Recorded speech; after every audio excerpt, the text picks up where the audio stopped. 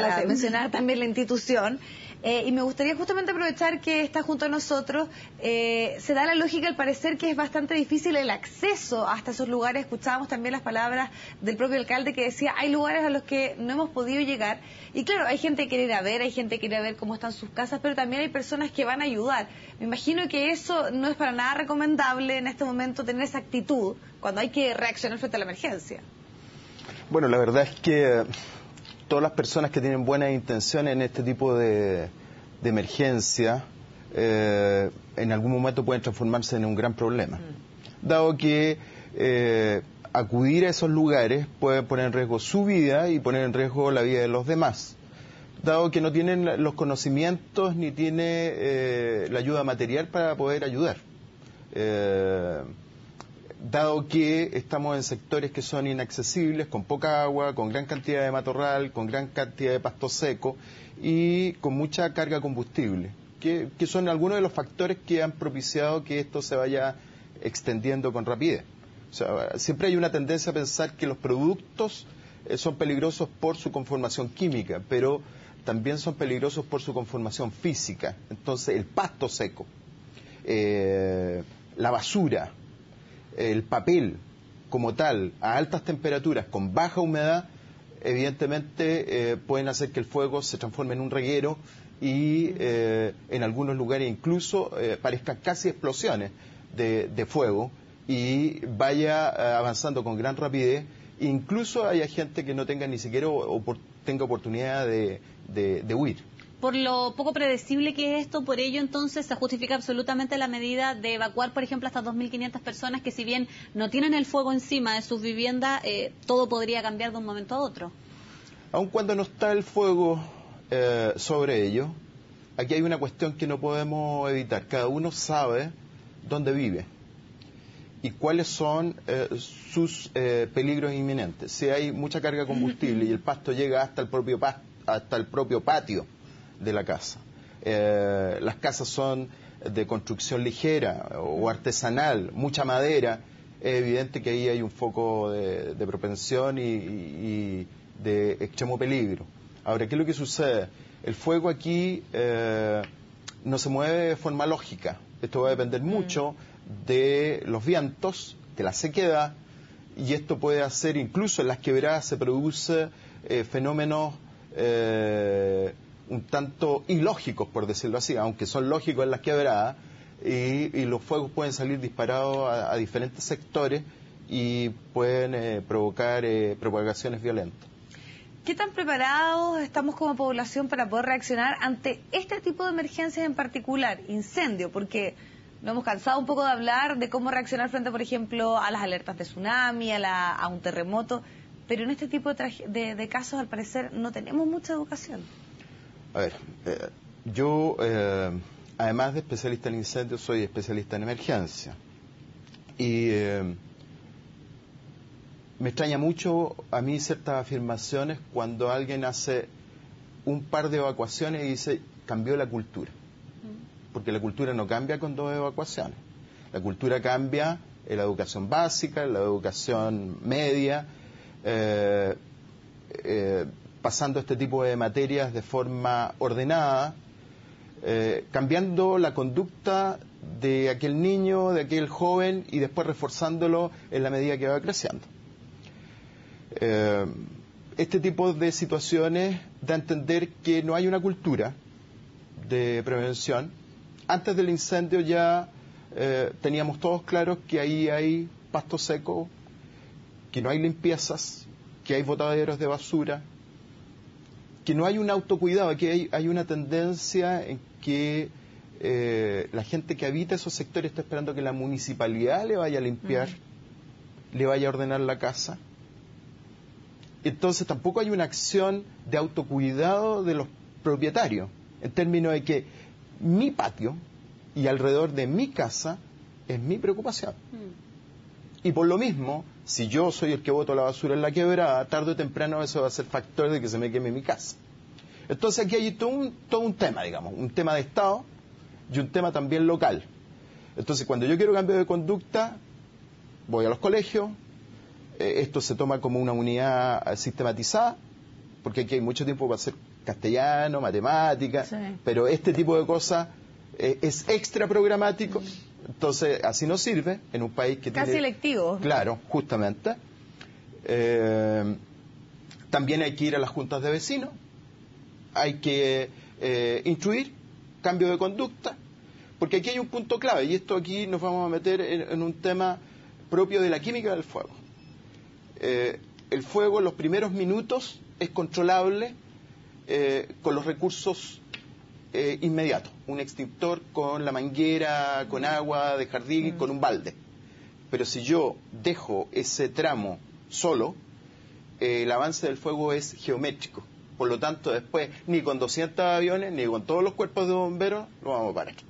Entonces aquí hay un tema que parte en la prevención, parte en programas macizos, robustos, para que la gente entienda de qué es lo que es, que no vea esto como a futuro, que en el futuro podría suceder un incendio, que en el futuro podríamos tener un terremoto. No, el peligro está aquí y nosotros podemos hacer mucho con prevención. Ahora, Luis, es sumamente entendible, creo, la actitud de las personas cuando ocurrió una emergencia. Lo primero que intentan, como por inercia, tratar de sacar la manguera o lanzar agua, y lo hemos visto en millones de oportunidades con el afán de controlar. Segundo, después tomar los enseres lo que uno más pueda y con las dificultades que eso conlleva, tratar de llevárselos para no perder las cosas. La pregunta que surge es, frente a una emergencia, en las condiciones que conocemos como Valparaíso, no es la primera que conocemos y sabemos que se propaga rápidamente el fuego por el tema del viento y también por la basura. ¿Cómo debiera uno proceder inmediatamente ocurrida cualquier alerta de incendio, cualquier atisbo de incendio en un sector cercano a mí? Yo creo que no están dadas las condiciones y en esa medida es muy poco lo que se puede hacer. Puedo estar preparado a lo mejor con algún elemento de contención. Muchas veces incluso hasta una buena construcción puede ser un elemento de contención. Un cortafuego. Un cortafuego, buen muro, buenos elementos, buen diseño. Son todos temas que se tratan en la universidad. O sea, no basta construir bonito, hay que construir seguro. Y esos son varios parámetros. Pero cuando ya tenemos enfrente un incendio totalmente descontrolado, prácticamente lo que uno tiene que hacer es evacuar rápidamente, porque incluso si es tardío puede estar uno comprometido, aunque no esté en su casa. ¿Por qué? Porque finalmente ustedes se darán cuenta, y las imágenes que ustedes mismos han mostrado, uno ve cómo salta el fuego, ¿cierto? Entonces aquí hay un tema convectivo, en donde muchas veces el fuego salta y la gente queda encajonada, queda encerrada. Entonces, bueno, dadas estas mismas condiciones que estoy diciendo, de falta de limpieza, falta de diseño, no buenos materiales, legislaciones fuertes en términos de que haya lugares en donde simplemente no se construya, es evidente que estamos en una trampa si es que esto no se controla en los primeros minutos. Y eso puede haber tenido una injerencia directa en la cantidad de damnificados que estamos hablando y principalmente en la cantidad de personas fallecidas, tomando en cuenta que no estaban los accesos para que pudiesen llegar muchos de los equipos de emergencia, que en muchos casos no hay ningún tipo de zona de seguridad, y sumado a lo que usted comenta también, que es la poca educación, podríamos decir, que se tiene para reaccionar ante las emergencias. Lo que está haciendo hoy día Bomberos, por ejemplo, es un acto heroico. Hay lugares en que simplemente no se puede llegar, y el agua que lleva Bomberos en sus carrobomba es una cantidad limitada de agua. Si no hay buena cantidad de litros de agua por redes, en este caso grifos, que lleguen hasta estos mismos lugares, técnicamente lo que estamos viendo es un acto heroico, porque se está tratando de contenerse grandes masas de fuego con poca agua o con agua insuficiente, si ustedes quieren. Efectivamente, como ustedes dicen, lugares en donde están muy empinados, muy angostos, donde no permite el ingreso de vehículo pesado, no permite el ingreso de aljibe, donde no se ha pensado una construcción segura para este tipo de lugares, en donde no la vamos a tener que ir a buscar a otra parte, la vamos a tener que crear nosotros, porque tal vez estos son lugares únicos en el mundo. Sí. Pero hay soluciones en el mundo que se han ido dando. O sea, Japón, cuando se encuentra que tiene incendios y no tiene agua, creó el diseño de espejos de agua, piletas, lagunas en las plazas, en sectores que finalmente, además de embellecer, eran elemento clave en el momento de los grandes incendios para sacar esa agua. ¿Se dan cuenta? Entonces ahí hay una creación estética, pero que es funcional a las emergencias. O sea, uno dice, mira, desde el cielo Japón y dice, qué bonito, tantas lagunas, piscinas. Bueno, pero también están ellos previendo un problema de estos grandes incendios que le puede tocar a cualquiera. No pensamos que en Chile van a haber este tipo de incendios. Incluso uno podría pensar hoy día, y de hecho yo puedo señalar, el Cuerpo de Bomberos Santiago está desarrollando una especialidad que es abastecimiento. ¿Por qué? Porque muchos incendios se propagan o llegan a niveles tan violentos porque falta agua. O sea, no basta con tener grifos, hay que tener el agua suficiente. Y eso significa, en muchos casos, llevar el agua a ese lugar donde falta. Aquí estamos al lado del mar. Entonces hay que crear, ¿cierto?, una fórmula en donde seamos capaces de trasladar agua a ciertos lugares para que esta agua pueda ser sacada y nos sirva para controlar el fuego violento tal como se está dando. Vuelvo a insistir, muchos aviones, muchos bomberos, pero si no hay agua es muy difícil poder controlar este tipo de situaciones. En una ecuación lógica, a mayor cantidad de calor, poca cantidad de agua, no se puede controlar el fuego. Esa situación, si se mirara eso, podría también ir mezclado con el tema de los accesos, porque sabemos que no hay acceso, y en Valparaíso hay lugares donde ni siquiera hay acceso vehicular para los residentes que tienen vehículo. Tienen que subir en escalera y dejan un poquito más abajo su vehículo, por lo tanto no puede pasar menos un carro de bomberos. Pero claro, primer tema que debe subsanar es el tema de llegar a la zona, y segundo, el tema de que no tiene agua. Si pensáramos en esto, ¿cómo solucionamos o cómo complementamos el tema del acceso? Estamos un poco hechas manos. ¿O hay otra vía por la cual podamos combatir sin necesidad de subir un carro? Se puede trabajar de forma aérea, pero cuando ha llegado a niveles de fuego tan intenso, tan complicado, ni aunque aumentemos los aviones o los helicópteros, igualmente va a ser difícil. Es por eso que esto es más bien un tema de planificación, ir dando soluciones constructivas, de diseño, para luego, cuando se producen este tipo de emergencias, poder actuar coordinadamente. Entonces hoy día estamos un poquito a otras manos y lo importante, esto es lo mismo que los terremotos. Esto va a ser seguramente el inicio de algún proyecto de ley. Y como decía otro profesor conocido mío, un caballo se va a transformar en camello. ¿Por qué? Porque finalmente van a ir transformándolo y después no va a salir ninguna ley y vamos a estar en lo mismo y va a pasar lo mismo que está pasando hoy día, que fue en el 2013 y que fue el 2008. Aquí hay una tendencia de echarle la culpa siempre al gobierno de turno, pero este es un problema de Estado. La seguridad es un problema de Estado, en donde debe estar la academia, donde debe estar la universidad, así como la UTEN se preocupa de estos temas, y otras universidades, la Universidad de Chile, etcétera. También tiene que estar los legisladores y también tiene que estar los bomberos, que son aquellos que apagan el fuego.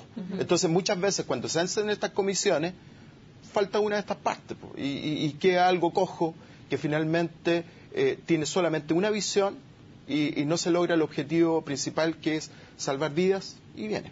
Claro, algo que tiene mucha concordancia con lo que comentábamos durante esta mañana también con Iván Poduje, que es urbanista, que también obviamente explicaba y ponía énfasis en eso. Y tomando ese punto, hablamos mucho de que son construcciones ligeras, que muchas de esas personas tal vez llegaron de una manera, podríamos decir, formando campamentos ahí, pero también hay ciertos edificios estratégicos. Estamos hablando de hospitales, de comisarías, de colegios, de lugares que no tienen que estar en zonas que corran riesgo y tampoco se estarían respetando la normativa ahí. Ahí me imagino que ya estamos hablando de una situación aún más compleja, porque esos edificios o esos lugares tienen que responder sí o sí ante una emergencia, y igual muchos de ellos se quemaron. A ver, nos estamos acostumbrando a que los hechos nos aplasten. Entonces, alguien construyó mal o artesanalmente y después aprobamos esa construcción, aunque esté mal construida. Que lo hizo con desechos, que lo hizo con rieles, bueno, y sabemos que eso después va a fallar. En términos de construcciones estratégicas, hospitales, que son construcciones que tienen mayor exigencia por lo que son. O consultorios pequeños, estoy pensando... Sí. pero es evidente que también tenemos que entender cuál es el entorno y aquí hay lo que se llama soluciones constructivas, soluciones que hacen que esos sectores puedan aumentar su seguridad, puedan aumentar su accesibilidad. Son temas que se tratan a diario, pero que se van olvidando. Voy a dar una suerte, digamos, de pista, ¿no?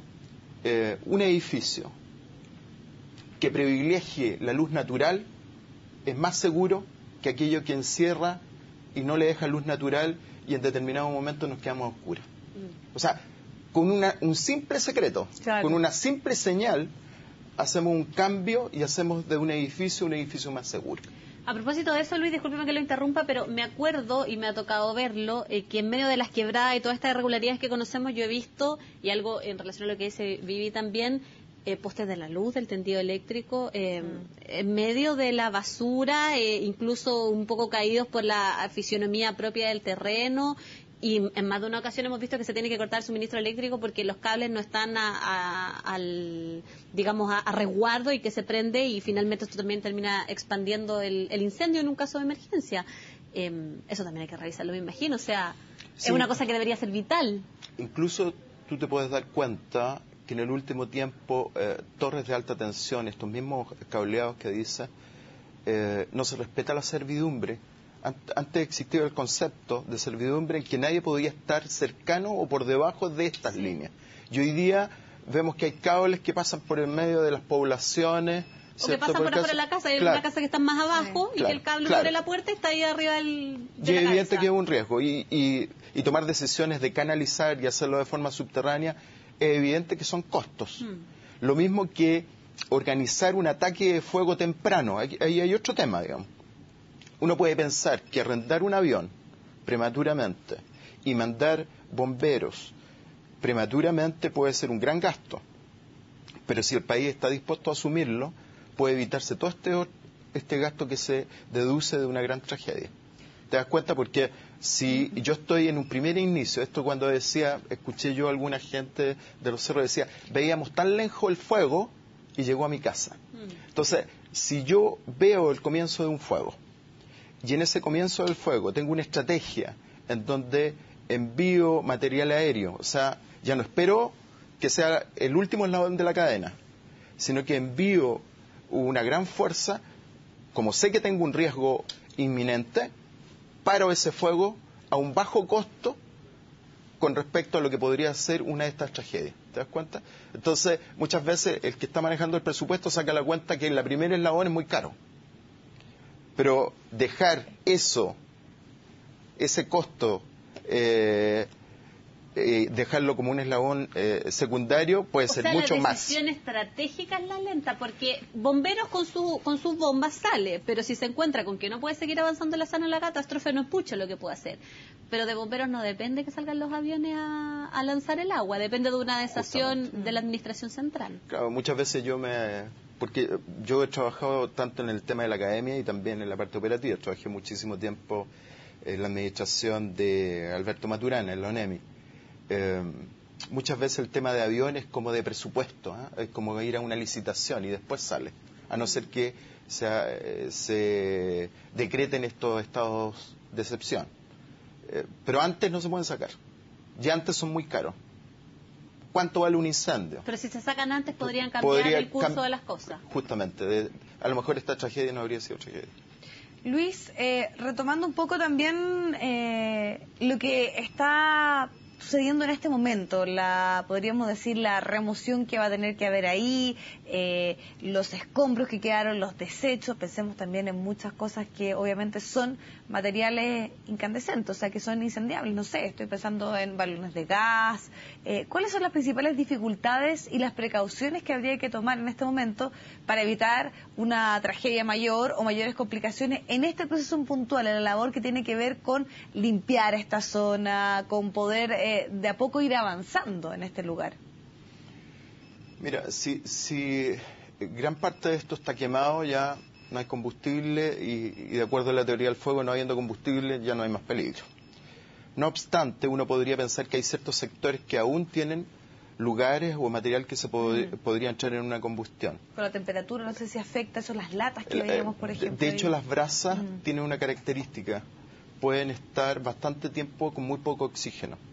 Por lo tanto, pueden estar incubándose ahí por bastante tiempo. Es como cuando uno hace un brasero, justamente, literalmente. Entonces, la única posibilidad ahí es levantar eso, meterle agua y finalmente apagar esa brasa, si no va a ser un fuego latente. ¿Ah? Y que puede, como bien dices tú, con estas corrientes de aire, con un combustible que tome un poco de pasto, puede ser reactivarse. Justamente. Y esto tiene mucha relación con esto que también estamos hablando. Te das cuenta que en todas las visiones técnicas de los que están atacando el fuego dice varios focos. Sí, sí. O sea, esto demuestra que no tiene tampoco un avance lógico. Pero quien entiende de incendios sabe que este tema del viento, este tema de la sequedad, de los combustibles, el fuego va a empezar a saltar y evidentemente este marco puede ser más complicado de lo que ya es. Ahora, en ese sentido, entonces me imagino que se requiere y con la misma intensidad la labor de los bomberos instalados en distintos puntos y las brigadas, porque considerando el amplio espectro de territorio que está afectado, podría haber eventualmente brasa en cualquier lugar. No, es un trabajo heroico, ya tenemos más de 24 horas de trabajo, gente que se va desplazando. Tal vez, no tal vez, con toda seguridad los que más entienden de los fuegos de Valparaíso son los bomberos de Valparaíso. Igual se va asumiendo algunos riesgos con desplazar gente desde otros lados, que su especialidad no son los incendios de Valparaíso, porque son únicos. Por lo tanto, claro, aquí se está haciendo un trabajo escalonado, trayendo fuerza de otros lados, precisamente para reforzar, para lograr el control total de la emergencia. Pero, como bien lo decía el jefe regional de ONEMI, el señor de la Maza, esto es un tema que seguramente no va a estar ni controlado hoy día ni mañana y precisamente cuando ya vaya el fuego en baja es donde mayor fuerza vamos a tener que colocar para que sea controlado. Por lo mismo, por muy difícil que parezca, no hay que concurrir a esa zona si uno no es una persona que va a ir a controlar el fuego, sino es bombero en el fondo. Claro, hay una tendencia a ir a ver cuál es el espectáculo, ¿no? Y también de los familiares que empiezan Sí. a remover las cosas y se entiende con el afán de encontrar algo, cualquier elemento que pueda salvar de su casa. Pero con eso también puede estar levantando un probable foco al remover las piezas. Claro, así desde luego, porque como no hay conocimiento y hay otro tipo de deseo de buscar a lo mejor alguna pertenencia, algún valor, alguna herencia, bueno, en fin, son temas que confluyen tantos temas dentro de este tipo de emergencias. Exacto. Que muchos son contradictorios al momento de tratar de apagar un fuego.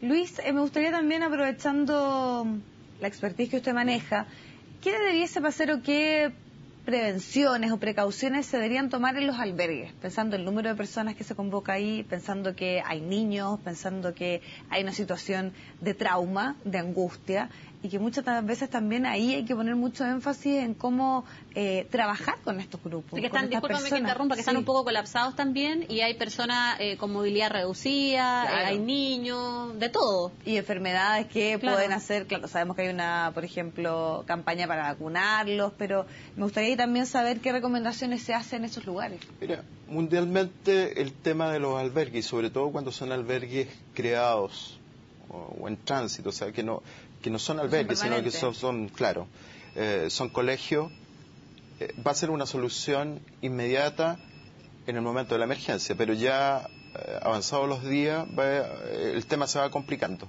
Se va complicando porque hay que entregar ese lugar para que sigan haciendo clases y sea utilizado como colegio. Y por lo pronto también las comodidades que se van dando ahí no son las mejores. Y hay que ir tratando otro tipo de temas. Mundialmente se utilizan la ayuda de pastores, curas, psicólogos, que van tratando un poco el tema con la gente que está ahí. Piensa tú que hay gente que se ha quemado 2, 3 veces, hay testimonio, hay gente que dice ya no resiste más. Entonces, bueno, hay gente que los va preparando en la parte psicológica, hay gente que se preocupa de los niños, una suerte...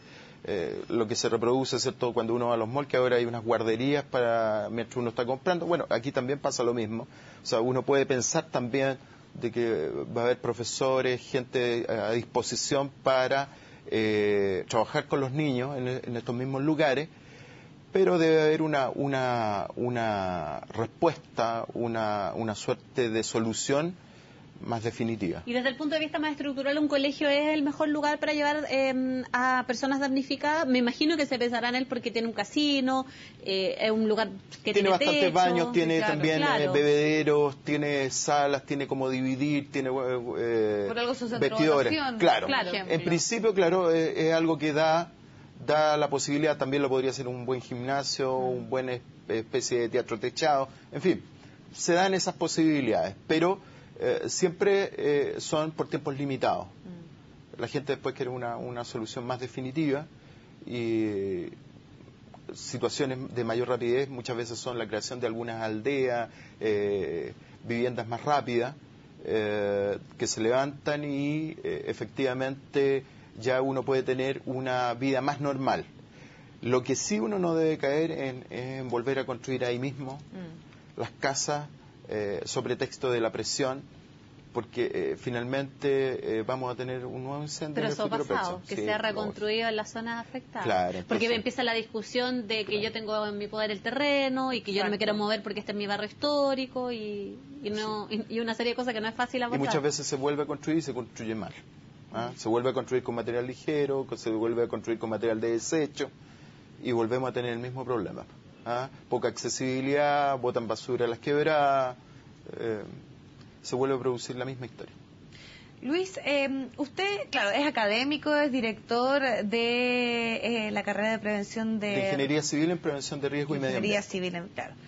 Pero lo hablábamos también primeramente de la falta de educación respecto a este tema. ¿Falta también profesionales que estén en contacto directo? O sea, también aquí podríamos decir que hay una falla en la cantidad de personas que se dispone o falta voluntad más bien. Porque ¿por qué estamos tan alejados y tenemos tanto desconocimiento de cómo reaccionar frente a las emergencias?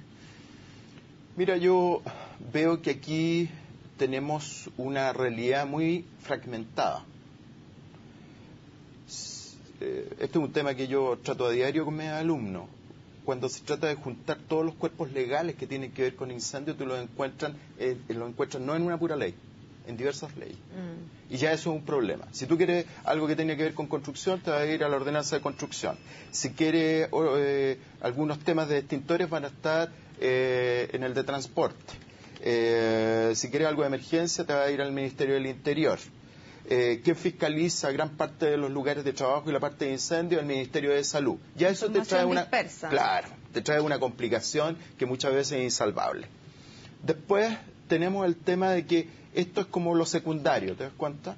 Un montón de veces yo he hecho asesoría, de repente voy a un hospital y le hago un planteamiento en el hospital y el hospital me contesta, me dice, mire, primero es el algodón, primero es la gasa y después son los extintores. Y tienen razón, pero finalmente, ¿qué es lo que estamos diciendo? O sea, o tomamos esto de forma seria, de forma global, o siempre vamos a tener los mismos problemas. Muchas veces nos cuesta reconocer que en nuestra propia casa no tenemos el plan de emergencia. Entonces, a mí me extraña mucho, ¿cierto? Y después de la emergencia del 27 de febrero de 2010, que todos centramos la culpabilidad en aquellos que no nos dijeron qué teníamos que hacer. Y finalmente el plan de emergencia y estos sistemas parten desde la casa hacia arriba. Yo no puedo estar esperando que me llame el director de la ONEMI para que me diga evacúa. Ahora, quiero apuntar al tema de la evacuación, porque ¿Sí? evacuación es como que uno recibe el mensaje evacúa, pero me da la impresión de que la gente sale despavorida al lugar que se le ocurra. Claro. Tampoco está definido por dónde me voy, hacia dónde voy, con quién voy, qué llevo. Claro, pero de repente tú tienes... nos felicitamos todos después de eso. Sin embargo, en vez de tener una mentalidad de qué es lo que tenemos que perfeccionar. O sea, ante lo que sucedió en Iquique, cuando tú ves a toda la gente saliendo, bueno, habría que preguntar, bueno, ¿por qué iba gente con auto? Sí. ¿Cuál fue la distribución para sacarlos de tercera edad por un lado y sacar a aquellos que iban en silla de ruedas? Bueno, esto es lo que empieza a suceder. Entonces, efectivamente, y yo quiero ser muy enfático, antes del 2010 y el tema de los terremotos, muchos de estos ramos, asignaturas en la universidad se estaban sacando, se estaban cambiando por otras que se entendían porque no teníamos terremotos, porque no tenemos incendios tan grandes. Ese era un poco el predicamento. Entonces es evidente que son cuestiones que hoy día se tiene que pensar. Si tú compras una casa, si tú compras un departamento, si tú quieres vivir en un lugar, la gente va a ver la alfombra, va a ver el jardín, va a ver cualquier tema, pero nadie se pregunta, ¿esto está certificado contra incendio? ¿Esta puerta resiste? ¿Hay grifo? ¿Está el agua suficiente? Bueno, ¿por dónde sale? Claro. Claro. Entonces no existe esta cultura. Y muchas veces estos temas también podrían entenderse que no están ni siquiera en la academia, porque creamos un arquitecto o creamos un constructor que no tiene la mentalidad del dibujo, del diseño seguro. O sea, quiere hacerlo estéticamente bonito, que sea un gran edificio, pero no está pensando en la evacuación, no está pensando en la seguridad, no está pensando en el ingreso de los carros bomba. Muchas veces nosotros tenemos el problema que un carro bomba no puede ingresar. Hoy día, por ejemplo, que se diseña tanto con piscinas, hay un condominio. Por ejemplo, ¿cuál es la lógica que esa agua que está en la piscina en determinado momento de emergencia no pueda ser parte del stock de agua que necesitan los bomberos para poderlo usar? No. O sea, ¿y qué es eso? Una cañería con un bypass. Y no está. Entonces hay muchas cuestiones que yo creo que hay que sentarse en una mesa técnica y donde hay que llegar a ciertos acuerdos. Tenemos un organismo como la ONEMI que coordina ciertas acciones, pero que no tiene mayor injerencia en las leyes, pues. O sea, está viendo los problemas y no puede ir a decirle al legislador, oye, tratemos de cambiar esto, pues. Y de la misma forma, el que está en la municipalidad no tiene mayor injerencia y así nos empezamos, ¿cierto?, a construir esta realidad fragmentada. Luis, estamos hablando de las responsabilidades que tienen tanto, podríamos decir, las autoridades, nosotros, la falta de autocuidado, pero que también, ¿cuánta responsabilidad tienen que tener? Estamos hablando del sector privado que muchas veces además cumple una función estratégica que es, por ejemplo, estar a cargo del suministro eléctrico, las redes de agua, la empresa que, por ejemplo, sabíamos que, y fue un tema que se debatió muchísimo en el caso, me acuerdo, de Rodelillo, que no estaba la red húmeda, no estaba, parece que hubo un problema ahí. Con las cañerías. Las cañerías con agua. Katy también lo comentaba, los cables del tendido eléctrico muchas veces pasan por donde quieren. Entonces me imagino que también ahí hay harta irresponsabilidad y hay harto que se deja, podríamos decir que queda un poco al debe, que no pasa, parece, de una cierta regulación o exigencias mínimas. Bueno, en este país hay muchas cosas extrañas a partir de este tema. Estos sectoriales, estos temas de electricidad, de gas, están en manos de privados. Y cuando hay este tipo de emergencias son como invitados, así como si yo quiero voy. Claro. Y no entran en una tutela de emergencia tampoco, que debiera ser eso, así. Incluso lo pienso hasta en algún canal de televisión en determinado momento en transformarse en el órgano oficial de difusión de qué es lo que está pasando. Pues esto no se trata de captar noticias, ni se trata de que si estoy dando mejor servicio telefónico o no. Aquí estamos diciendo de cómo yo cautelo lo mínimo exigido para que esto funcione. Entonces, creo que muchas de estas convocatorias que son si quiero voy, no pueden ser así. O sea, derechamente tiene que haber una autoridad estatal, porque estamos en un estado de excepción, en donde se tenga que necesariamente cumplir con las exigencias que están siendo planteadas por la emergencia y que la autoridad le va a señalar. Hoy día pasan este tipo de situaciones que, como bien dices tú, uno pide esto, no sabe si va a responder, no sabe si tiene las brigadas adecuadas, y entonces estamos un poquito expuestos que de repente organismos que tienen que tutelar y administrar se transformen en una entrega de información. Qué extraño es escuchar una ONEMI que dice se dio electricidad en tales y cuales comunas. Eso es un absurdo. Si nosotros no queremos saber a dónde llegó la electricidad, sino es qué tenemos que hacer donde no hay electricidad. ¿Te das cuenta? Entonces empezamos a comunicar dónde se ha ido solucionando, levantando el sistema. Eso no es una coordinación de emergencia. Claro, o ahora en esta última emergencia se evaluó bien, por ejemplo, el tema de las comunicaciones, de que no se cayeron, de que se usaron los mensajes de texto, cuando lo habitual es que debiese funcionar sí o sí, y con mayor razón cuando estamos frente a una emergencia. Y bueno, y es también en el momento que uno tiene que entender que deben de haber canales alternativos. Sí. O sea, en todas partes del mundo ha sucedido que en determinado momento se caen los sistemas de celulares. Bueno, tenemos que tener radios, pues. Y si no tenemos radio, vamos a tener otra forma. Tendremos señales de humo, pero tenemos que tener alguna forma de comunicarnos. No es el momento que ahí recién nos planteemos que no tenemos comunicación. Ahora, en este caso suele ocurrir otra paradoja. La gente, cuando hay incendio, y no solo en en la mayoría de las veces dice que los bomberos llegaron tarde, que los bomberos no accedieron. Hemos visto ya que hay problemas de acceso de los carros.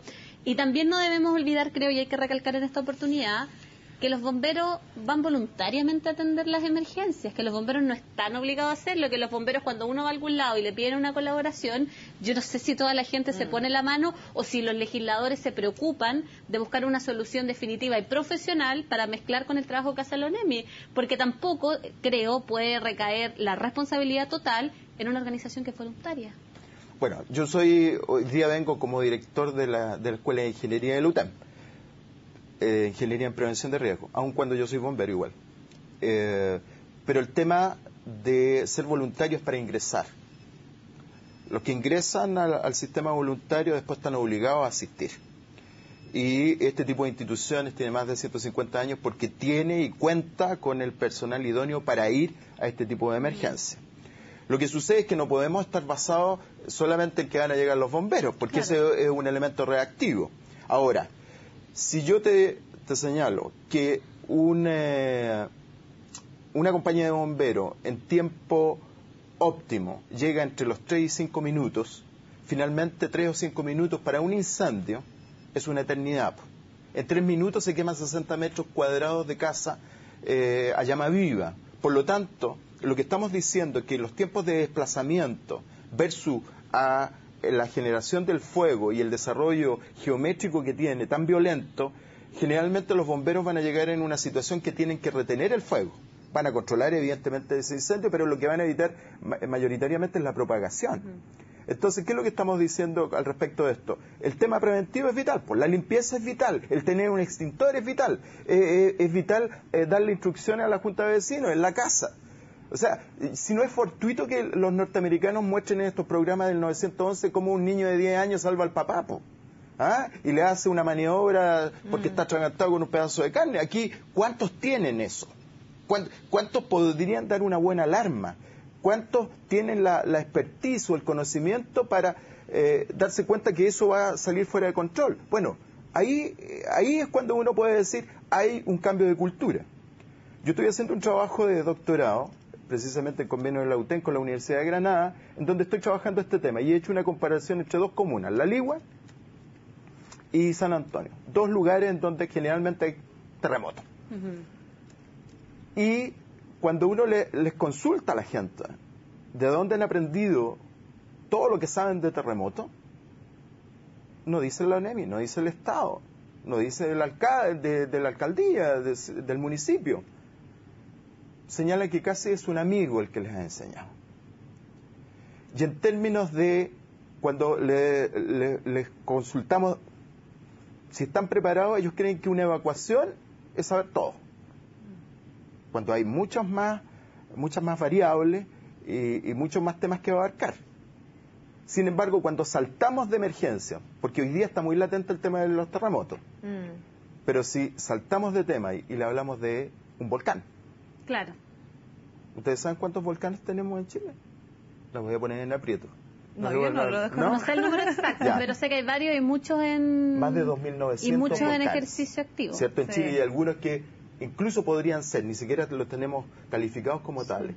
Resulta que podemos estar frente a una emergencia volcánica en un tris. Sí. La gente no tiene idea. No tiene cuáles son los niveles que tendría que hacer, hacia dónde correr. Entonces, ¿cambiamos nuestra cultura de seguridad? ¿Verdaderamente estamos enseñándole a nuestros niños? ¿Estamos enseñándole a todos nuestros compatriotas?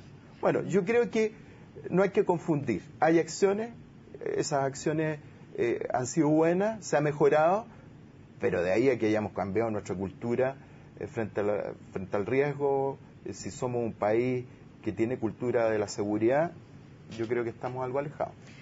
Y desde esa perspectiva, ¿cuánto tiempo puede tomar? Porque los cambios culturales toman años. O sea, esto es pensar en nuevas generaciones que tendrían que el día de mañana... Podríamos decir que hay que empezar a educarlos desde los jardines infantiles, desde el colegio, y hablamos un poco de eso, ¿no? Los japoneses, ¿cierto? Los europeos parten de los jardines infantiles. Mira, el tema es sumamente importante. Creo que no hay que focalizarlo en cuánto nos vamos a demorar, sino cuándo vamos a comenzar. Ese es el punto. Porque todos los que piensan están pensando en el gobierno que tengo yo, que tiene 4 años. En 4 años no lo vamos a hacer. Por eso que es una política de Estado. Entonces, preocupémonos cuando comenzamos y veamos el tema de cambio cultural. No pensemos que nos vamos a demorar 10 años, pero partamos hoy día, cosa que en 10 años sí podamos veamos cómo tener... avanzamos, claro, en el fondo, más que cuando terminamos. Justamente. Luis Carrasco, de la carrera de Prevención de Riesgos de la Universidad Tecnológica Metropolitana, le quiero agradecer mucho por haber estado con nosotros acá en CNN Chile. Por lo que hacen también, ¿cierto?